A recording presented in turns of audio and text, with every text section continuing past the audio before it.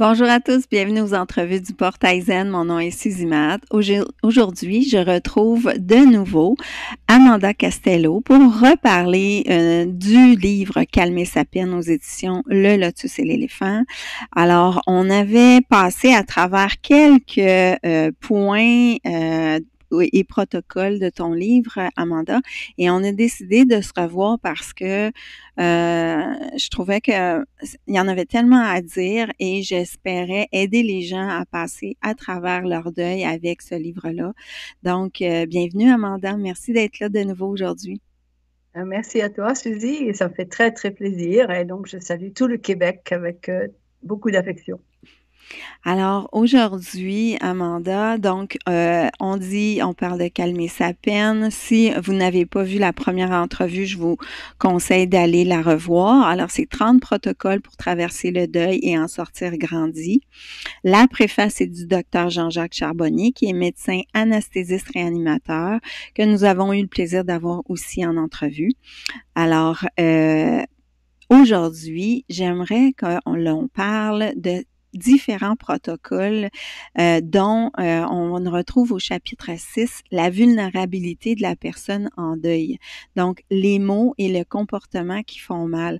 Parce que encore cette semaine, j'en parlais avec des clients à mon studio et on disait, bon, d'ailleurs, j'ai une cliente d'il y a quelques semaines qui a perdu son fils dans un accident d'alpinisme. Et là, il y a eu un temps où tu dis, qu'est-ce qu'on dit à part de dire mes sympathies? Qu'est-ce qu'on fait? Et c'est pour ça que je voulais qu'on reprenne ce chapitre-là, qu'on en parle ensemble. Qu'est-ce que tu en penses, Amanda? Très, très volontiers. Comme on se dit la dernière fois qu'on avait fait cette première réflexion ensemble, on n'est jamais préparé. Et encore moins quand il s'agit, bien sûr, d'une mort subite, un accident de voiture, de sportif ou bien un arrêt cardiaque. Enfin bon, toutes ces situations où on ne s'attend pas à la perte de la personne aimée. Et là, de toute façon, le deuil est toujours quelque chose de très difficile à vivre. Et même quand il s'agit d'une personne très âgée ou très malade, on ne s'attend jamais à la fin réelle. Exact. Parce que il y a une partie en nous qui refuse, qui ne veut pas, qui sait mentalement, qui sait intellectuellement que cette échéance va arriver, mais il y a une partie émotionnelle qui est très très forte, très puissante, qui, elle, n'accepte pas.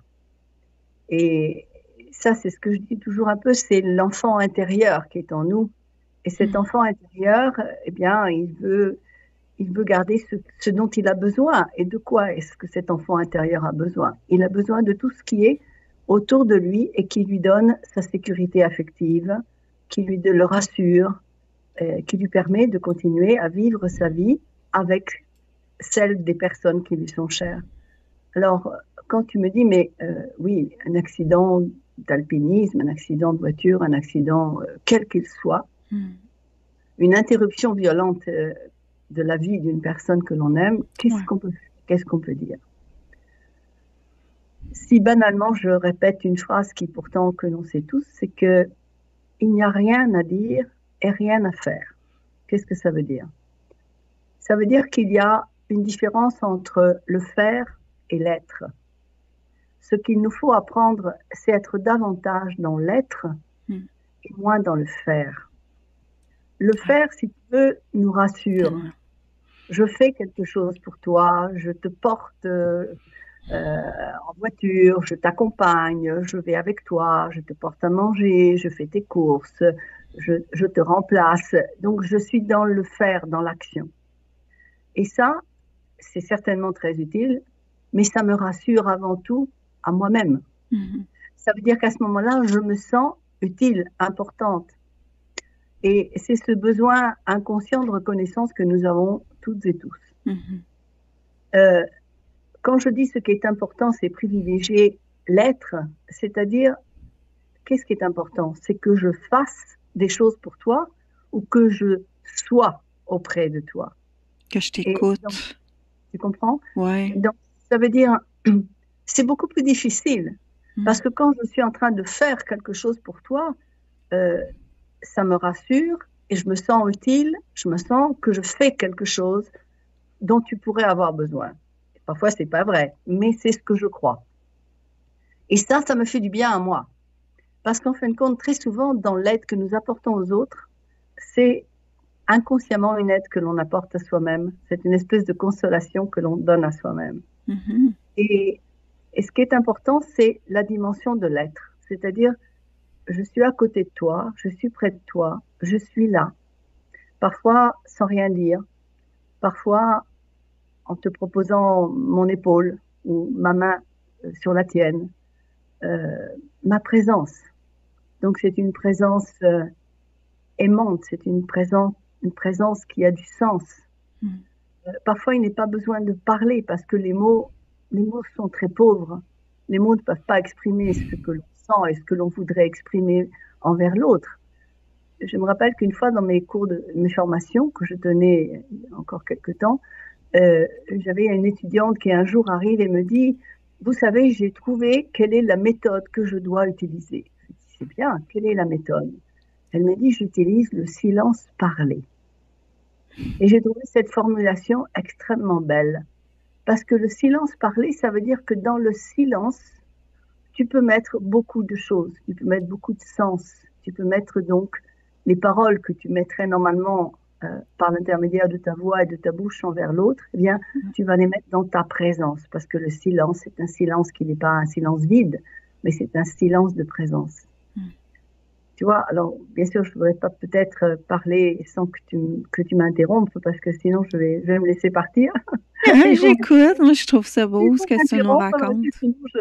Mais voilà, si tu veux, je voulais essayer de faire comprendre un petit peu à celles et ceux qui nous écoutent et qui nous regardent qu'il ne faut pas chercher ni les mots miracles parce qu'ils n'existent pas. Ce que je disais la dernière fois quand on a dans notre entretien, c'est toujours d'abord suivre son cœur, mais surtout être très humble.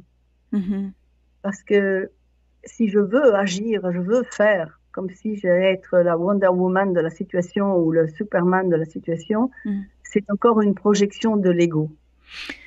Oui, mais dans tout ça, ce que je me demandais, c'est surtout quoi ne pas dire. Voilà, alors on retourne encore sur la même question du faire ou de l'être. Dans ce qu'il ne faut pas dire, c'est pas tellement qu'il ne faut pas, mais c'est qu'il est préférable d'utiliser peut-être ce silence parlé, parce que le silence parlé, comme disait cette jeune femme, te permet de te mettre à l'écoute de l'autre. Donc, à l'écoute, et comme je disais, cette écoute active, qui est une véritable écoute, qui n'est pas seulement l'écoute avec les oreilles, avec notre capacité auditive, mais qui est une écoute avec toute mon observation, toute ma capacité d'observer l'autre, ma capacité d'essayer de deviner ce qu'il ressent ou ce qu'elle ressent, ses sentiments, ses émotions. Alors, très souvent, on dit des phrases banales, mais qui sont des phrases vides. Qui font du mal, plus que du bien. Par exemple, on dit à la personne arrête de pleurer comme ça, tu te fais du mal. Arrête de te cacher, tu te fais du mal. Arrête de t'enfermer en toi-même parce que tu te fais du mal. Et alors, d'une façon un peu comme une provocation, justement toujours dans les formations que je donnais au personnel soignant et aux bénévoles d'accompagnement, je leur disais, quand vous dites ça, en fin de compte, vous êtes en train de dire un mensonge, parce que vous devriez dire à la personne la véritable, le vrai sens de ce que vous dites.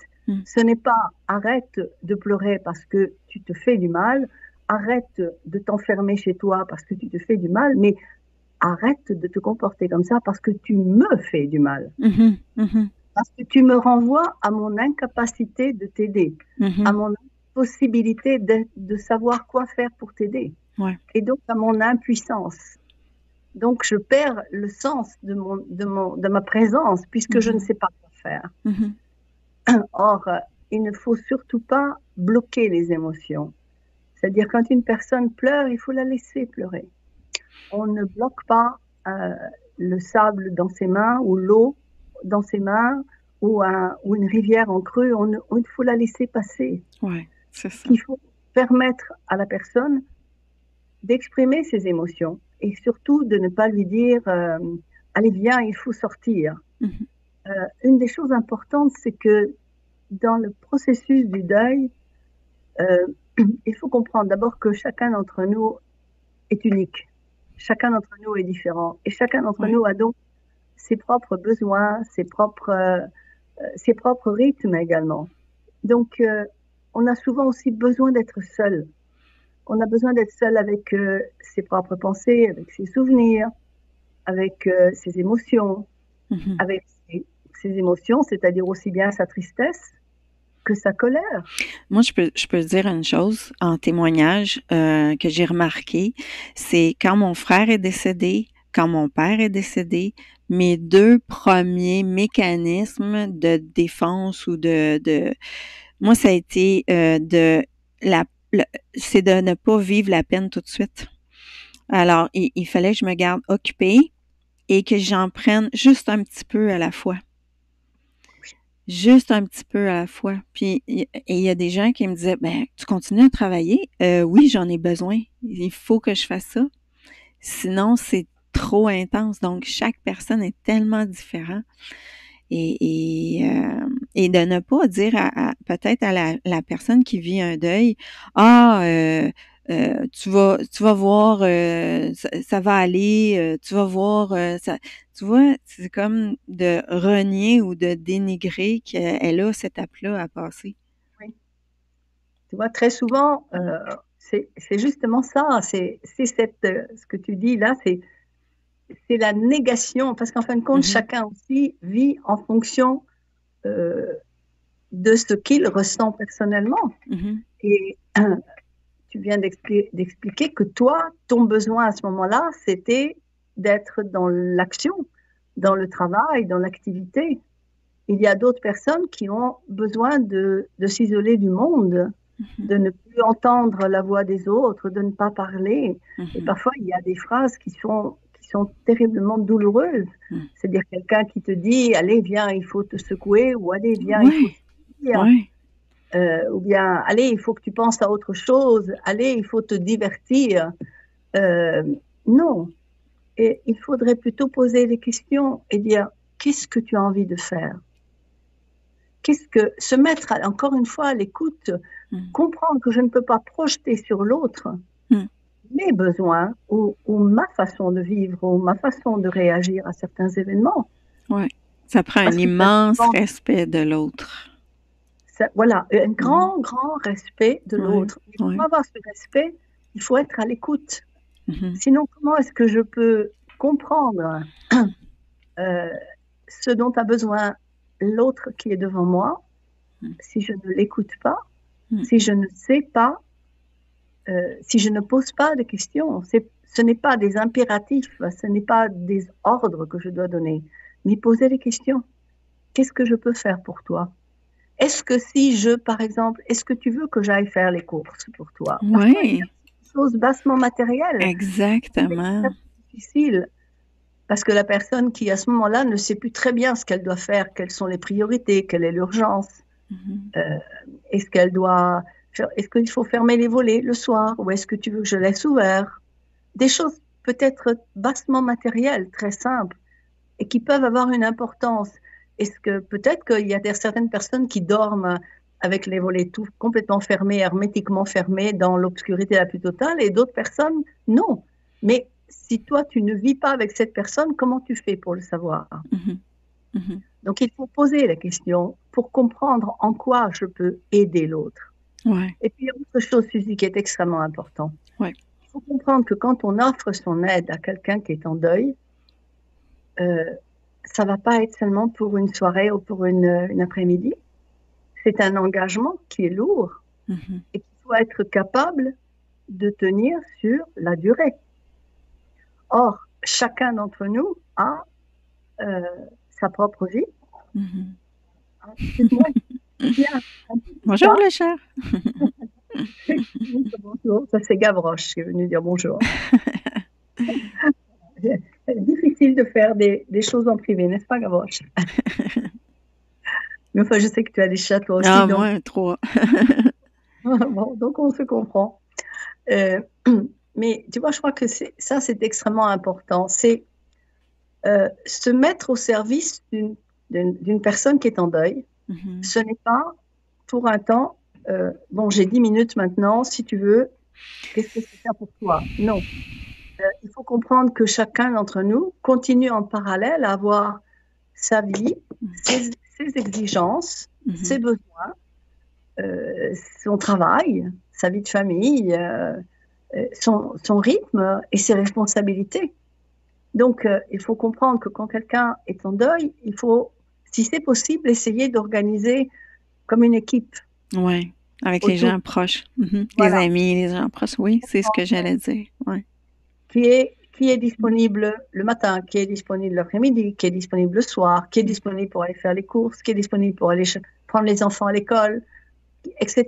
Il faut planifier parce que le bouleversement que provoque la mort d'un être aimé, qui va après se manifester de façon différente selon les personnes et puis avec des pics, avec des hauts et des bas. Donc il y a des moments où on pensera que les choses vont mieux, que la personne semble plus calme, et puis tout d'un coup, pof, il y a un écroulement, il y a quelque chose qui ne va pas. Et alors on se dit, mais enfin, je ne comprends pas, qu'est-ce qui se passe? Donc il faut avoir cette immense attention à l'autre, ce respect dont tu parlais tout à l'heure, mais ce respect, c'est un équilibre qu'il faut essayer de trouver entre ma vie et celle de l'autre, entre mes exigences et celle de l'autre. Et ça, dans le livre, j'ai vraiment voulu bien l'expliquer parce que il y a parfois des personnes qui partent très enthousiastes en disant mais je vais m'occuper, je vais faire, et puis au bout d'un moment s'épuisent. C'est ça, exactement. Amanda, là, j'aimerais parler du deuil en lien avec un enfant. Donc,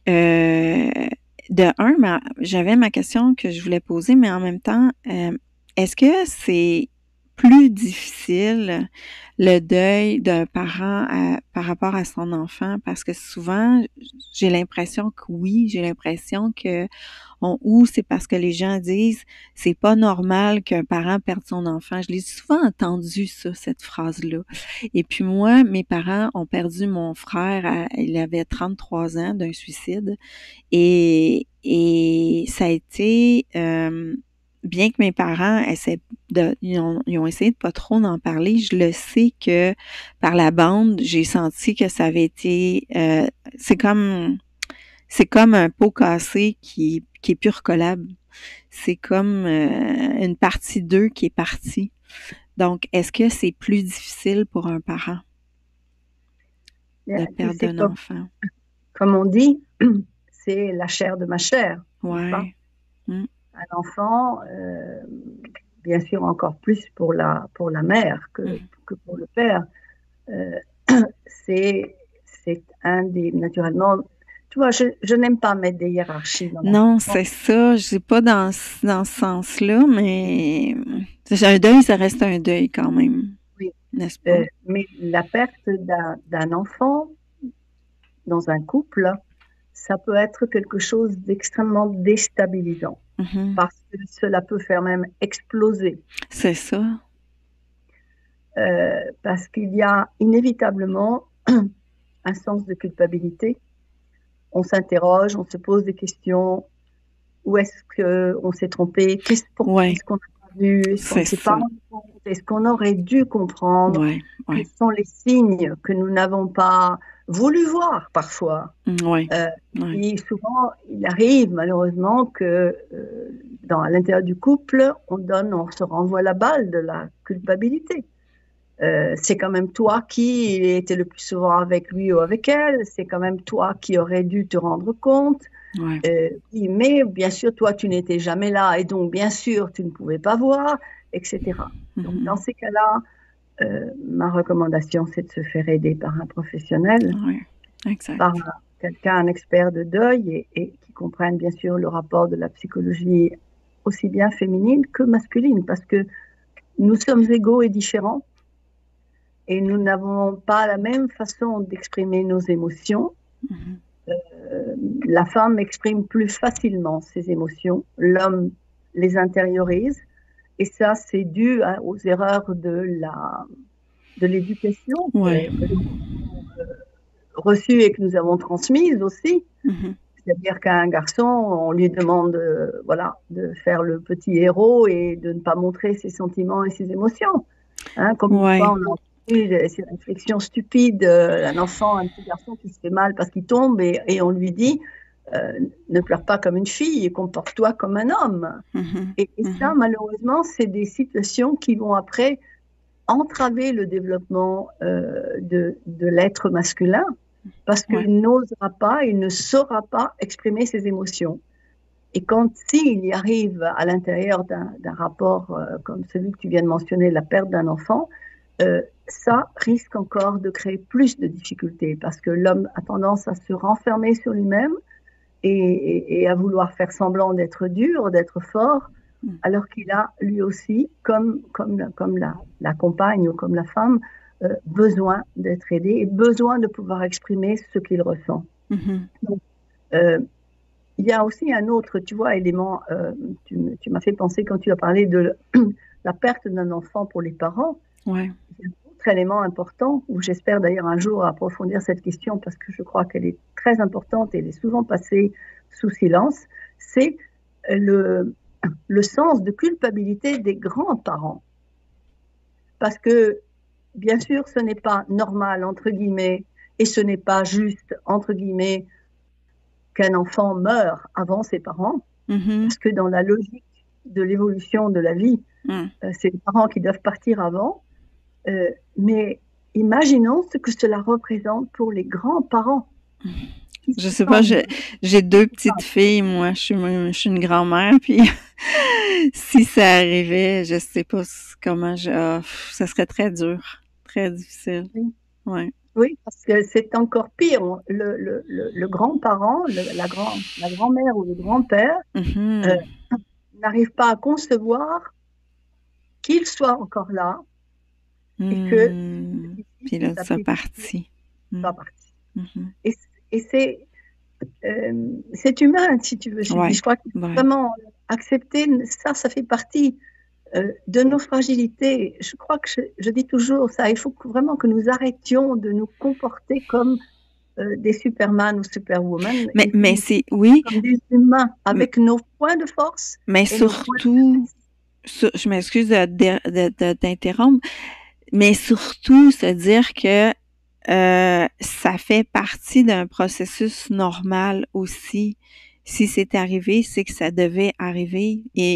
Hein, c'est surtout ça qui est difficile même à en parler parce que même le dire, ben, l'homme a peut-être choisi ce chemin-là et il y avait quelque chose, il y a une leçon là-dedans.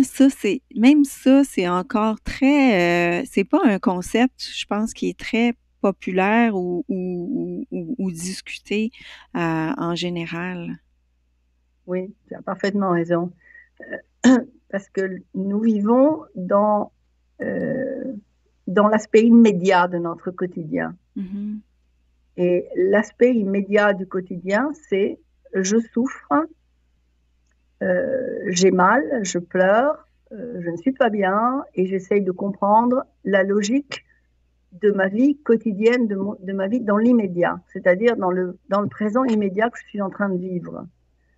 Mais on perd la vision du long terme, de ce long terme qui est de celui d'avant et de celui du futur, c'est-à-dire le long terme que tu viens d'évoquer, qui est celui de l'âme, d'où je viens, pourquoi je suis ici, Mhm. quel est mon chemin de vie, qu'est-ce que je peux apprendre d'une expérience comme celle-ci. qui est une épreuve terriblement douloureuse, mais je dois arriver à dépasser la souffrance de l'immédiat et de l'instant présent et essayer peut-être de donner un sens à quelque chose qui n'en a pas. C'est ça. Humainement, nous n'arrivons pas à dire, notre ami commun, le docteur Charbonnier, dit que dans tous les messages qu'il a reçus dans le cadre des TCH, etc., on lui dit toujours « rien n'est grave et tout est juste ». Oui, mais rien n'est grave, mais quand toi tu le vis, c'est ça. difficile d'arriver à accepter ce message de sagesse profonde. Ouais. Parce que tu es un être humain avec justement tes points de force et tes points de faiblesse. Et dans ce moment-là, ta souffrance, elle est trop grande pour arriver exact. Et tu ne veux pas dire ça à la personne parce que tu veux pas dénigrer sa peine et dire ah mais c'est comme ça puis ça doit être comme ça puis il faut que tu acceptes ça. Tu sais faut faire attention à ça aussi dans le sens qu'il faut rester quand même dans la compassion de ce que la personne vit et c'est ça. Mais pour moi, en tant que dans mon cheminement personnel, pas que je le dirais à d'autres personnes, mais c'est plus facile pour moi de voir ça parce que je sais que je peux avoir un contact après le décès de mon père, avec mon frère. Je sais qu'ils sont en cheminement. Je sais que quand je vais avoir terminé ma vie, je vais les retrouver. C'est plus facile à ce moment-là pour moi, mais peut-être pas pour d'autres. Mais c'est pas quelque chose que je vais dire en général à des gens, surtout pas qui vivent un deuil ou qui n'ont pas ce cheminement-là. Tu vois, je crois qu'il y a deux approches. Ce que j'ai voulu à l'intérieur de ce livre, Calmer sa peine, c'est donner, offrir des instruments, offrir des protocoles, offrir dans le moment de cette transformation. Après, il arrive un moment, et tu le sens, ça, tu t'en rends compte, où tu te sens prêt à commencer à te poser certaines questions. Oui, d'abord, il faut comprendre et accepter que nous n'avons pas tous la même perception de la spiritualité et donc du sens que peut avoir notre âme dans notre incarnation.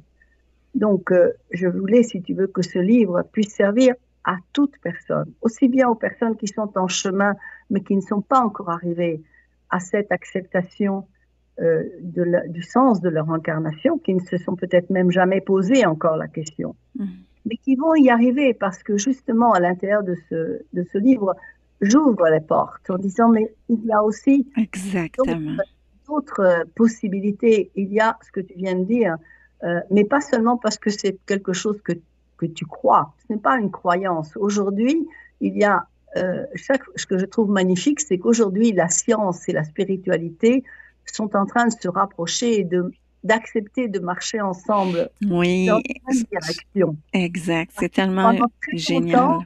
Pendant très longtemps, la science et la spiritualité étaient un peu des frères ennemis, non?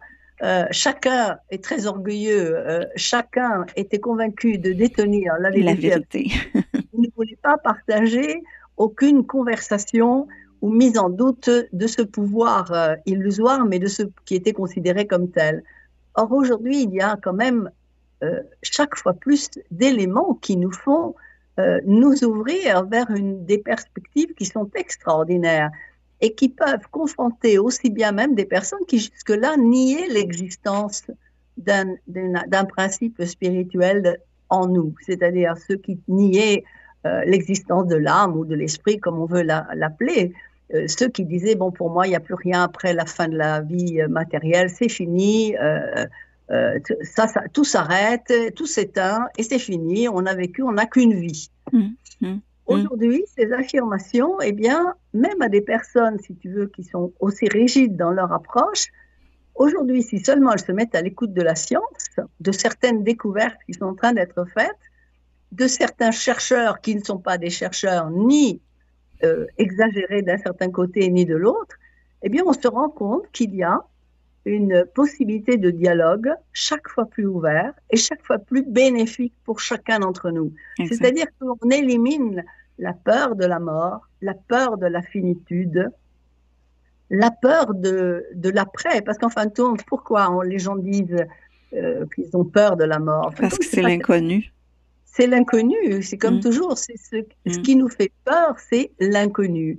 C'est de ne pas savoir ce qui se passe après. Alors les gens disent non, mais moi, ce qui m'intéresse, je ne veux pas souffrir. D'accord, mais si on vous garantit que vous ne souffrez pas, oui, mais je voudrais pas être obligée à mourir. Pourquoi? Parce que mais alors maintenant, avec les recherches qui sont faites par le docteur Charbonnier, le docteur Mario Beauregard, le professeur Van Liemen, tous ces chercheurs, tous ces médecins, chercheurs ou des anthropologues, enfin, il n'y a pas que dans le domaine de la médecine, s'approchent chaque fois plus à ce déplacement de la vie qui continue, qui change de forme, mais il n'y a pas, c'est un changement de forme. Exact. Donc, il n'y a pas de mort, c'est juste une transformation. De Nicole Dron, que tu connais bien, quand tu l'écoutes parler et qu'elle te raconte ses expériences de MI, de NDE, bon, aujourd'hui, les gens osent en parler. Avant, personne n'en parlait. On n'osait pas. On avait peur d'être considéré comme victime d'hallucinations, n'ayant plus tous les rouages en fonction. Aujourd'hui, on raconte. Et aujourd'hui, il y a des banques de données qui vérifient, constatent qu'il y a chaque fois plus de personnes qui manifestent le même type d'expérience. Et le résultat, c'est la mort n'existe pas. Et ça, c'est ce que tu dis aussi à la fin de ton livre, là, tu en parles. Donc, écoute, Amanda, je voulais pas aller trop dans une entrevue trop longue. Je voulais juste qu'on boucle la boucle que j'avais pas l'impression qu'on avait bouclé à la dernière rencontre. Alors, je vais inviter les gens à se procurer le livre. Et est-ce que tu as quelque chose à ajouter avant qu'on termine? Il faut jamais me poser une telle question, Suzy. Il faut jamais me poser une question comme ça. J'ai un million de choses à ajouter. Oui, oui. Mais je comprends ce que tu veux dire, mais c'est-à-dire que c'est un sujet tellement vaste et tellement délicat, mais tellement extraordinaire. C'est-à-dire que tu vois, parfois les gens me disent, mais vous n'êtes pas fatigué de parler toujours de mort et de deuil, etc. Je dis, mais au contraire, plus vous affrontez cet argument de façon paisible et sereine, plus vous aimez la vie, plus vous êtes responsable de votre vie et de celle des autres, de celle des animaux, de celle de la nature, plus vous êtes profondément ancré dans cette réalité qui est la nôtre, plus vous donnez valeur et importance à la relation humaine. C'est-à-dire, comme on dit toujours, tous ceux qui sont revenus après avoir fait une expérience d'une EMI, ils disent toujours les questions qu'on m'a posées quand j'ai rencontré un être de lumière et qui m'a dit non, c'est trop tôt, tu dois revenir sur Terre. Oui. Et les questions qu'on te pose et que toutes ces personnes qui ont eu cette expérience rapportent, c'est comment tu as aimé. Quel est le bien que tu as fait durant ton expérience terrestre. Et ça, je crois que c'est ce qui est vraiment le message, l'amour. Donc l'amour, mais pas dans un espèce de sens délirant et genre la New Age. Non, c'est ça. Mais véritablement, c'est se mettre à l'écoute de l'autre, c'est chercher l'essentiel, c'est chercher de donner du sens à sa vie, et que ce qui compte, ce n'est pas d'accumuler des dollars, des euros ou des crypto-monnaies ou des bitcoins, mais c'est de comprendre qu'il faut trouver un sens et de comprendre qu'est-ce que nous avons à faire dans cette vie que nous sommes en train d'expérimenter. Je sais pas si c'est avec toi, j'en ai parlé la dernière fois, où j'ai vu quelque chose en lien avec ça, mais on demandait aux gens à la fin de leur vie, dans les derniers jours, là, ah oui, c'est ça. C'était une recherche qui avait été faite d'une grande université, je pense à Harvard. On suivait une personne à travers les années et même à travers une génération, donc grand-père, père, fils et tout ça. Et on demandait toujours la même question. Qu'est-ce que vous avez appris? Qu'est-ce qui a été important dans votre vie? Et ce qui avait été important, c'est ce qui avait pu, que la personne avait pu se sentir utile par rapport aux gens autour d'elle. Que c'était une question de liens interpersonnels, liens familiaux, liens amitié, amour et tout ça, mais aussi elle s'était sentie utile, qu'elle avait appris des choses aux autres. Oui. Donc, on revient sur la relation et le sens que l'on doit donner à sa vie, mais rentrer dans l'essence. Parce qu'en fin de compte, c'est l'image de l'iceberg, non? Oui. Ce qu'on voit de nous et ce que nous voyons des autres, c'est pas une grande partie. Hein, c'est 10% qui sont émergés, qui sont à l'extérieur de l'eau. Mais les 90% qui sont en dessous, on ne les voit pas. Donc, ce qu'il faut, c'est essayer de chercher à avoir une relation authentique avec les autres. C'est, en fin de compte, qu'est-ce que nous sommes en train de faire? Nous sommes en train de faire dans cette conversation que nous avons, toi et moi. Bien sûr, on est en train de parler de mon livre, mais moi, je ne le fais pas pour la promotion de mon livre. Ça me fait très plaisir, bien sûr, mais je pense que je crois beaucoup en ce livre parce que je pense que ce livre peut aider beaucoup de personnes. Oui. Mais je pense que ce qui est vraiment fondamental, c'est peut-être laisser une petite graine comme ça parmi celles et ceux qui nous écoutent et se poser cette question aujourd'hui, pas de l'autre comme nous sommes de l'autre côté, mais justement faire comme une espèce de bilan de vie et de se dire, bon, mais est-ce que je suis vraiment en train d'aimer comme je pourrais l'aimer, comme je pourrais aimer? Parce que nous avons tous en nous cette capacité d'aimer, et aimer avec un A majuscule, bien sûr. Hein. Nous parlons d'amour avec un A majuscule, qui n'est pas conditionné par les besoins, les exigences matérielles, etc. Mais se poser la question, pas attendre la fin de sa vie ou les derniers jours, ou attendre avoir des regrets et de la culpabilité et tout. Pas avoir justement les regrets. Pour éviter les regrets, de se dire, arriver à la fin de sa vie, et, comme disait Neruda, confieso que he vivido, non? J'avoue que j'ai vécu, j'ai bien vécu, c'est-à-dire vraiment oui, j'ai fait tout ce que je voulais, j'essayais, j'espérais de pouvoir faire, accomplir en fin de compte son propre destin. On pourrait même se poser la question là, aujourd'hui, si je mourais demain matin, est-ce que j'aurais fait tout ce que j'avais à faire? Est-ce que qu'est-ce que je changerais? Hein? Oui. Hey, merci beaucoup, Amanda. Moi aussi, hein, en fait, je fais ces entrevues-là pour avoir des liens comme ça, des discussions comme ça avec des auteurs que j'apprécie et que j'admire. Et puis, c'est toujours enrichissant pour moi, cet échange-là. Donc, merci, un grand merci. Puis, je vais inviter les gens à partager, à s'abonner et puis à se procurer ton livre. Merci pour ton hospitalité. Merci beaucoup. Et puis, je suis sûre qu'il y a peut-être d'autres arguments que peut-être tes auditeurs et des personnes qui te suivent auront envie de traiter. Et bien, si un jour, par exemple, le rapport avec les enfants, le deuil des enfants, ça aussi, c'est un autre aspect très, très important qu'on pourra garder pour une prochaine fois. D'accord. Ben, merci. Merci. Passez une belle journée, belle soirée à tous. Au revoir. Merci. Au revoir. Au revoir à tout le monde.